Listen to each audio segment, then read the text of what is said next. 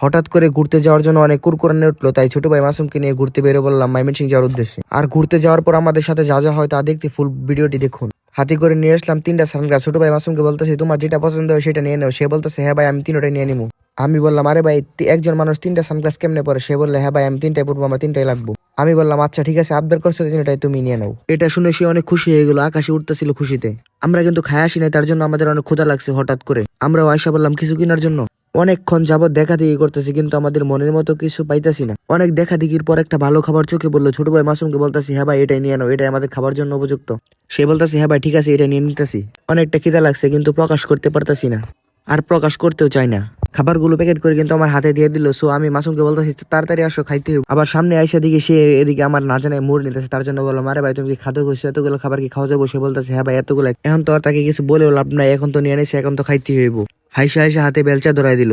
আমি বলতেছি আরে ভাই এতগুলো খাবার কিনে আনলাম, এখন এগুলা মুড়ি খাওয়ার তো কোনো মানেই হয় না। সে বলতেছে খাও ভাই খাও। একটু মুখে দিয়ে দেখি মুড়িগুলো অনেক টেস্ট। আর ওইদিকে মাসুম পারতেছে না শুধু একবারে সবগুলা মুখে ঢুকাই দিতে। মুড়ি খাওয়া শেষে কিন্তু আমরা আবারও 3 চাক্কা ওলা বিমানে উঠে পড়লাম। উঠার একটু পরে মাসুম বলতেছে ভাই এগুলো খায় না, ওইগুলো এখনই খাও পেট হইব, কারণ এগুলো এখন গরম, এখন খাইলে ভালো লাগবে। আমি অনেক বাপ নিলাম, আমি বলতেছি খাইবো না, সে বলতেছে খাও খাও।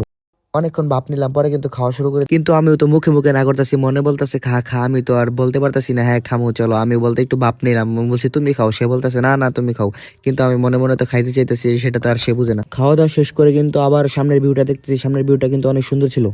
আমাদের বিমানের পাইলট কিন্তু উড়কি চালাইতেছে। আমরা বলতেছি মামা আসতে চালো আসতে চালো। সে বলতেছে বইসা থাকো, বিমান কখন আসতে চলে না। মামারে বলছি মামা সেফলি ড্রাইভ করো, এই রুটে কিন্তু অনেক অ্যাক্সিডেন্ট হয়, দুর্ঘটনা হয়। সে বলতেছে হ্যাঁ জানি, কিন্তু আমি কিন্তু সেফলি চালাইতেছি, তোমরা বসে থাকো। হঠাৎ সাইডে দিকে অনেক সুন্দর ভিউ, হালকা কুয়াশা শীত, তখন কিন্তু ভিউটা অনেক সুন্দর। সো আমরা কিন্তু বাইরে দেখতেছি প্রকৃতির ভিউ। এমন ভিউ দেখতে কার না ভালো লাগে? যারা যারা ভিডিওটি দেখতেছেন সবাই পেজটিকে ফলো করে দিন, আর ভিডিওটি ভালো লাগলে শেয়ার করেন। ফাইনালি কিন্তু আমরা আমাদের গন্তব্যে এসে পড়ছি। সো আমাদের এখানে কিন্তু 2টা বড় ভাই অ্যাড হয়েছে। বাইরে বলতেছে চলো জুতা কিনবো, জুতা কিনে নিয়ে আসি। আমরা বললাম হ্যাঁ ভাই চলো। একটু একটু ভাপ নিয়ে ধীরে ধীরে আস্তে আস্তে ঢুকে পড়লাম জুতার দোকানে। এখানে মাসুম ক্যামেরা দেখে একটু নিজে বাপ নিতে আসে, আর একটু নিজে ব্যাট খেয়ে দিল আমাকে দীক্ষা, দাঁত খিলখিলে হাসতেছে। সো আমরা এখানে একটু বাপ নিয়ে নিই। অনেক ঘোরাঘুরির পর কিন্তু ভাইয়া জুতা পছন্দ হয়েছে। সো এখান থেকে জুতাগুলো নিয়ে নিল। তারপর কিন্তু আমরা বেরিয়ে পড়বো, জুতা কিনা শেষ হয়ে গেছে, এখন কিন্তু আমরা বেরিয়ে পড়বো মার্কেট। হঠাৎ দেখি রাস্তায় কিসের আন্দোলন চলতেছে। আশেপাশে দেখি বেডি মানুষ আর বেডি মানুষ, কোনো পুরুষের অংশ নেই। আমরা তো অবাক, এ কেমন নীলা খেলা। আচ্ছা যাই হোক, ওদেরকে নিয়ে চিন্তা ভাবনা করার আমাদের সময় নাই, ওরা যা ইচ্ছা করুক। রিক্সা দিয়ে আপনি এভাবে কার সাথে ঘুরতে চান তাকে মেনশন দিন, ভাড়া কিন্তু অবশ্যই সে দিবে।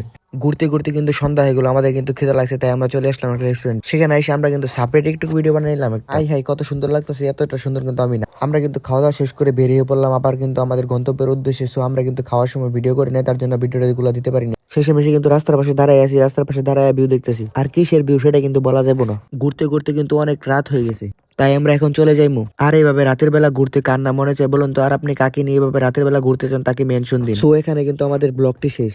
আমাদের জন্য সবাই দোয়া করবেন, আর আপনারা সবাই ভালো থাকবেন। আল্লাহ হাফেজ।